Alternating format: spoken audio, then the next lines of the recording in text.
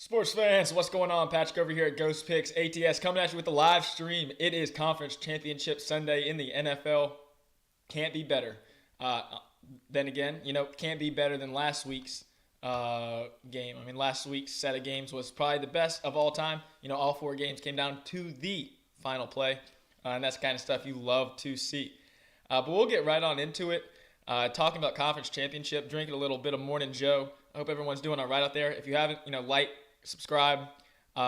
Premium content always available at ghostpicksats.com. Going off today, we have my game of the month in the NFL, and then we also have my top player prop, which comes along with that. It's only $20 over at the website, go hop on. Can't really beat it.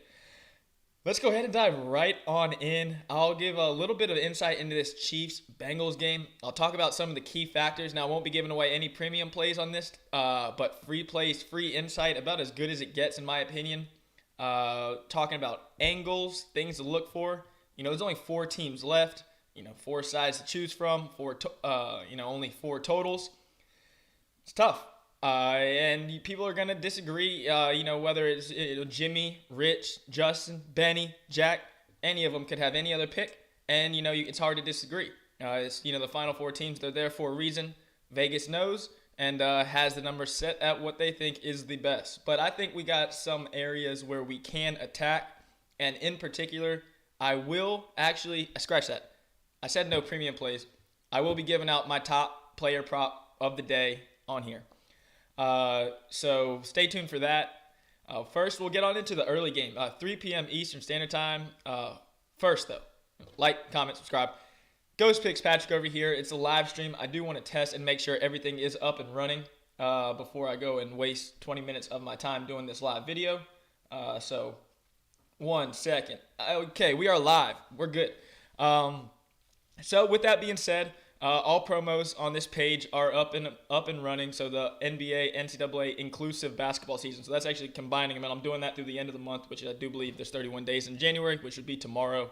And then the 10-day everyday NBA DFS is also available, as well as the NFL $20 DFS weekend. And that I'm doing $20 for both this and Super Bowl Sunday DFS. There's not a ton of action, but once again, with these tournament lineups, with these small games, we can still hit big despite not having many players to choose from. You really got to be select and hit on the right guys. And that's why 50-50 kind of stay away in these slim contests. But still, great opportunity for big profits with the tournament-style DFS. So we'll be having some of those this weekend and next weekend as well. 2 weekends ago, we were sitting right there in the money heading into the final game. And then Mahomes, kind of hurts there. But here nor there, we'll go ahead and dive right on into that one. We'll start with the Bengals and the Chiefs. Starts at 3:30 p.m. Eastern Standard Time. These two teams just played in the month of January, not even a month ago, and we saw fireworks from start to finish. Big plays on both sides. Jamar Chase was virtually unstoppable. Whether it was perfect coverage, blown coverage, no coverage, he was figuring it out. I shit on Tre'Davious Ward hard. I watched that game. I was on the Chiefs, and the amount of penalties and refs, it was a tough game to watch back. But then again, you look at these two guys. Burrow had constant pressure in his face. Mahomes had pressure himself. But these two teams are completely different than what we saw a month ago. So if you just take it for what it's worth, right on the surface, it's not enough. If you look at that game, the Chiefs were coming off of COVID. The Tyreek Hill, 2 corners, 2 offensive linemen, Travis Kelce. They were able to get Hill and Kelce back, but they didn't practice at all that week coming off of COVID. They lose their starting left guard, Thuney, on like the 6th snap of the game. They lose Orlando Brown in warm-ups of that game. So the Chiefs were really banged up that week, and vice versa. The Bengals got some healthy guys back. They also lost defensive tackle Ojanobi. Him and DJ Reader on the middle, they are a force. Between that run-stopping, pass-rushing duo on the inside, that will be a big factor, I do believe, in this game, not having that. So we'll see if Trey Hendrickson and the Cincinnati Bengals pass rush can get to Patrick Mahomes. Because if he can't, I'll tell you right now, the game's over. Chiefs can't be stopped. If you can't get pressure to Mahomes and actually bring him down, contain him and bring him down, it's tough, very tough. You're banking on interceptions, turnovers at that point. And if you're doing that, you're pretty much just hoping you get the ball last, which the Bengals did in the first game. So Bengals win that one 34-31, a million penalties in that one on both sides. You know, I went back and watched it. The first time around, I watched it obviously with a conflicted view. You know, I'm watching it the first time around. I had the Chiefs, so I'm thinking the Chiefs got robbed. The Chiefs did get robbed by the referees. But when I went back and looked at it from a clear, you know, unbiased point of view, the refs sucked on both sides. You know, it just so happened that the bigger calls were on the Chiefs. But those refs were absolutely terrible. And if you want to get even further into that, the referees for that game even had COVID. Like 5 hours before that game, there was a referee switch. The entire crew was out because of COVID, and they replaced it with a guy who just happens to be the highest penalty like per home team. Whatever, it doesn't matter. That's here nor there. We got a great one today. And it really comes down to what Steve Spagnuolo, the defensive coordinator for the Kansas City Chiefs, will do. Last week, my top tier play was on the Rams, or was out on the Chiefs and the Rams. Those were the two top plays of the weekend, both winners. And both of them had to do with how teams blitz, how these defensive coordinators play these quarterbacks. So Matt Stafford is number one versus blitz in the NFL. Number one. You blitz him, he picks you apart. It was the base of my write-up. The Bucs blitz more than any team in the NFL. Push comes to shove. Todd Bowles under pressure will bring the heat. Sure enough, that game's on the line. You know, pretty much just 2 plays to go in the game. And Todd Bowles brings an all-out blitz, leaves Cooper Kupp one-on-one, and he burns them for the win. Rams come out with a dub, makes the write-up put to a T. And that's what we look to do here again. And with this game, you know, you look at Joe Burrow and what he does versus the blitz. It is very similar to Matthew Stafford. He has picked apart the blitz this year. Against 4-man pressure, Joe Burrow is, I would venture to say he's bad. Like, that's a hot take, sure. But go ahead, anyone, I'd gladly argue any day of the week. Joe Burrow versus 4-man pressure is bad. Last week, the Titans brought 4-man pressure, I do believe it was 17 times. They got pressure on 13 out of those 17 and got sacks on 9 out of those 17. Those numbers are absolutely ridiculous. Once again, in my write-up, I said as much as Joe Burrow and that offensive line, the offensive line is terrible. But quarterback sacks, it's a quarterback sack. If you looked at Joe Burrow, he had the wrong first read multiple times in that game, and by the time he made the wrong read, pressure was there and was unable to get rid of it. When the Titans brought the blitz is when he had his most success. Same thing happened with the Chiefs in that first game. When the Chiefs brought the heat, Joey B picked them apart. And it was, once again, good defense by the Chiefs. You know, Tre'Davious Ward, you can't do anything. I mean, if you went back and watched that game, Jamar Chase was making contested catches over him, hand in his face, you know, just great defense. What I would call, quote-unquote, great defense, but great offense sometimes beat great defense, especially great players like Jamar Chase. So you really got to shield Jamar Chase. But when you bring a heavy blitz, as much as Steve Spagnuolo and the Chiefs do, danger. Absolute danger. So my free play in this one will be nothing pregame. I have nothing pregame for you here, but my best advice in this one. Both of these teams have phenomenal come-from-behind ability. The Bengals were the number one second-half team in the NFL this year, and no one was better coming from behind than the Kansas City Chiefs.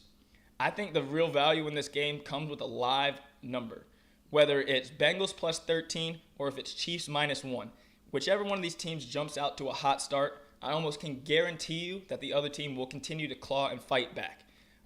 We saw it in the first game. Kansas City had many chances to put away the Bengals, and they just could not do it because they couldn't get the Bengals off the field. Did penalties have to do with that? Sure. But, you know, I expect some aggressiveness out of them again. And T. Higgins, Jamar Chase, Tyler Boyd, they should be able to have some success, especially in comeback time. If Spagnuolo decides to blitz, puts those cornerbacks on an island, I could see some points out of the Bengals. There's no doubt about that. And as far as stopping the Chiefs, the Bills did about as good as you could getting pressure on Mahomes last week. You got to bring him down. If you watched the game last week, the game was decided off his legs. I think he led the division round at all 8 teams. He had the most rushing yards out of anyone. When you're getting pressure as much as you are on Mahomes, that changes the game. We saw it with the Bucs in the Super Bowl last year. You have to get pressure on them to have a chance. And that's exactly what they did. Bills were unable to bring them down. Bengals got to bring them down.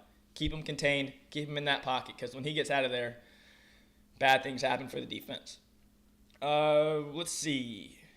Yeah, so live advice. That's what I'm going with here. I think that's the best advice I have. No ifs, ands, or buts about it. Both these teams, second halves, phenomenal. Coming from behind, phenomenal. And if these teams get a little bit of run happy, leaves the door open for comeback. We've seen Joey B do it multiple times throughout the regular season, coming from deep down. And as far as Mahomes in the playoffs, 24-0, Deshaun Watson, Houston Texans, and the Kansas City Chiefs. I think they won that game 48-31. You never know. I mean, they outscored them 45-7. Chiefs have that kind of power. And I'll wrap it up on this note with this game. Bengals, Chiefs. You put these two teams on a power ranking scale, or what I think of these two teams, I would put the Chiefs closer to number 15, 16, 17 in the entire NFL. Barely even in the top half. I'd put the Kansas City Chiefs probably 1 or 2. Any given Sunday. You think right off the rip, Chiefs -7, no doubter.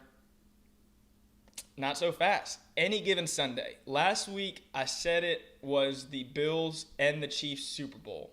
So you have one Super Bowl, and then you have the AFC Championship, and then you have the actual Super Bowl. This is kind of a sandwich game.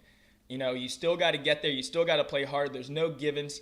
But given the matchup, I think the Bengals are a scrappy live dog, and we'll be looking to take them live at a big number, or the Chiefs at a live favorite as a small number. So that's what I got there. Any given Sunday, those Bengals are rolling with confidence. If you look at a team, and I said that, so I'll say that with as much confidence as anyone. They might be the 20th best team in the NFL, the Bengals. But that doesn't mean so were the Giants when they won, the Eagles when they won, the Raiders when they got to the Super Bowl. These teams, it takes getting hot at the right time. It's about confidence. It's about playing well. And that defense, if they contain them, it all comes on with the defense. We got to contain them, and they also got to score points. But, hey, a hot team in January, anything can happen. So can't wait to watch that one. That one's 3 p.m. Eastern Standard Time. And now we will get into the game of the day, I guess, according to whatever. 3-point spread, 3.5-point spread. We have the San Francisco 49ers against the Los Angeles Rams. First, if you're just stopping in, once again, thanks for tuning in. I am GhostPicks Patrick. We have a live stream going on. Special deals rolling around over here.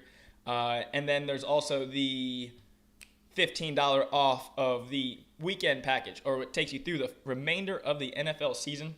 So if you go over to the GhostPicks ATS website over Team Patrick, the NFL playoff remainder is only down to $50 for the Super Bowl and the conference championships. You get DFS and everything included, all write-ups along with that.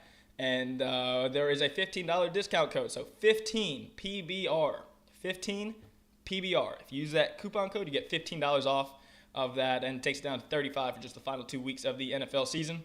And the Super Bowl, there is no shortage of write-ups, player props, game props. So just because there's only 1 week does not mean there's not going to be a ton of action in that game. We'll also, the sooner you hop on, I will be getting lines in and plays in early before they move, especially with the Super Bowl, with the mass influx of money coming in. Got to beat the market. Shoo! I think that about does it there. Chiefs, Bengals, can't wait. 49ers and the Rams. All right, so my top player prop of the day, I'm going to go ahead and fire it off straight off the rooftops. I wish I had someone to argue with. Anyone in mass media, anyone on TV, give me them all. I want all the smoke. I'll die on this hill. Jimmy G sucks, right? No. Jimmy G is a legend. Psych. Jimmy G and Kyle Shanahan together know how to play the game. If you look at Kyle Shanahan, without Jimmy G as his quarterback for the San Francisco 49ers, the win percentage of the 49ers is like 20%. 20. When Jimmy G has been the starter for the San Francisco 49ers, he has won 70% of his football games. He's played 5 playoff football games. He's won 4, and he's lost to the Super Bowl to Patrick Mahomes in a game where they were winning in the fourth quarter and were one overthrow away from winning the Super Bowl. Jimmy G's only lost 1 game in the playoffs, and it was to Mahomes in the Super Bowl. everyone gives them a hard time. Before this season, I got them with a nice 30-1 Super Bowl ticket because no one believes. When you look at these numbers and these teams, they have a top 5 defense. They got a top 5 running game. They got a top 5 offensive line, top 5 defensive line. It's all about matchups. But, hey, speaking of matchups, we got the Rams. You beating a team 3 times. Can you beat a team 3 times? Sure, tough. But this is it. My top player prop, I think both game scripts, whether the Rams jump the 49ers out of the gate or whether the 49ers lead from start to finish. I think this play is about foolproof given these matchups and given how these two teams want to play. So I'm going to go ahead, fire it right off. Jimmy G over 226 passing yards. Anyone out there who's watching is probably saying that's definitely asinine, and there is absolutely no doubt about it. Sure, if you look at his last 2 games where he's thrown for 150, 160 yards, he's done nothing. Sure, whatever. So let me go a little further and let me dive into why this is the play of the day. So if the Rams get ahead, the 49ers will be forced to throw more, and, just that's natural. If they don't, if the 49ers are able to get ahead, we've seen this for the last 3 times these teams have played. The Rams have been just dominated at the line of scrimmage. The 49ers have bullied them. They ran the ball right down their throats, game in, game out, just no ifs, ands, or buts about it. They controlled from start to finish, bully ball. The Week 18 game, that wasn't start to finish. Second half, domination. First half, not so much, but I'll get into that one. Jimmy G versus the Rams this year. Here we go. Let me back up 1 second here. The last 3 games. So Jimmy G dislocated or tore a ligament in his thumb like 4 weeks ago. He sat out 1 week and then came back Week 18 and played in a must-win game even though he wasn't supposed to. He got shot up at halftime of that game. So he got a little injection into his finger at halftime of that game. And if you look at the numbers in the first half versus the second half, they're night and day. In the first half, they ran shotgun. I think it was like 97% of the time. I think they took 1 snap under center. And that was because Jimmy G could not take a snap from under center with his bad thumb. That's the bulk of how the 49ers run their offense. The play action pass, the outside zone runs, it all comes from the under center. Jimmy G was unable to take those snaps. So, of course, they hurt in the first half. They didn't do anything. Second half, they come out. He gets the shot in his finger. He's feeling better. He's going under center. They dominated the second half. Jimmy G was phenomenal in the second half of that game against that Rams defense, and I think we could see more of that here today. The Rams decided to pack the box, and if you pack the box or stop the run, Jimmy G has more than enough skill, talent, and confidence to beat this Rams team, even if he doesn't beat the Rams team, to throw for 230 yards on this Rams team. So now people are talking about the Rams and this Rams defense eating up Jimmy G, yada, yada, yada, yada. 2 times this year, the Rams have given up more than 9 yards per pass attempt. 2 times. Jimmy G was both of them. Sure, in the first game, he only threw the ball 19 times, but he was 15 for 19 for almost 200 yards. You're talking about 10 yards per pass attempt. Those are the numbers that are relatively predictive. You're attacking that defense. All he has to do is get 25 opportunities in this game, and I do believe he will do it. In the second time around, the first half, he couldn't do anything with that injured thumb. Comes out second half and was just diming him. I think his yards per attempt in the second half was like 13 yards, something ridiculous. Jimmy G has everything to do, or has all the ability to beat this Rams team through the air. And why is that? The weakness in the middle of the defense. The Rams, Jalen Ramsey, Williams, these guys outside, they are stout cornerbacks. The weakness of the Rams is through the middle. No one throws in the middle of the field more than Jimmy G and the San Francisco 49ers. It is the bread and butter, crossing routes, everything, clear out routes, anything in the middle of the field. No one throws it more, and no one throws it with more confidence. Jimmy G, all day long. You look at last week, and people, I can't get over the media and how shallow-minded they are. Everybody's talking about it is despite Jimmy G that the 49ers are here. It is just mind-blowing. You look at the first game against Dallas. So here we go. First game against Dallas, first game of the playoffs on the road against the number 1 pass defense in the NFL, maybe the number 1 pass rush in the NFL, and he gets the injection in his finger before the game, In the first half, Jimmy G absolutely dominated that defense, picked them apart. Then, at the end of the half, he gets sacked, lands on his shoulder, sprains his shoulder. He couldn't throw for shit in that second half. And they said the shoulder was more of an issue than the thumb, which was a clear thing. The next game, they go to Lambeau Field, 0 degrees, against, once again, a top 15, top 10. The run defense of Green Bay is terrible. They were a top 10 pass defense all year long. Jimmy G, 0 degrees weather. It's snowing. And these guys continue to shit on Jimmy G. I just don't understand. Look at Aaron Rodgers in the second half of that game. He was 8 for 15 for 55 yards. Those throwing conditions were damn near impossible. Well, let me tell you that Jimmy G in the second half was 8 for 10 for 88 yards. He was better than Rodgers. What else do you want to say? In the first half, if you watch that game, twice he threw dimes in the middle of the field to Greg Kittle and I'm drawing a blank, Juwan Johnson. That's not his name. Huge mistake there. But back-to-back plays. Both of them could have been touchdowns on back-to-back plays. He threw a dime to the middle of the field under pressure, and the passes dropped by Kittle and Jennings. I'm drawing a blank on his name. But Jimmy G has all the talent necessary to do this. Now, do I think they win the game? Matt Stafford, man. Matthew Stafford is an absolute just dog. I've liked him his whole career. He's one of the toughest sons of guns of all time. And I feel great for him being here. This is what the Rams, wanted from the jump. I also have a ticket on the Rams. So, my two NFC teams are here in the NFC Championship, which, you got to love that. But I said it about 8 weeks ago. Right when the Rams were going through that tough stretch, I faded the Rams every single week once they got Von Miller. And that was every single write-up was based around, this is a team meant to win in the playoffs, not in week 10 in the regular season. They get all these stars to step up when the time is the brightest. And sure enough, that's what it is. Championship Sunday, we will see what the Rams and the 49ers do. I cannot wait to watch that game. I think it will be an absolutely great one. But rather than going to a side, which will, premium plays, go ahead, premium action. Go ahead, get the write-up and everything included. But free play of the day, it will be my top player prop. Jimmy G, over 226 passing yards.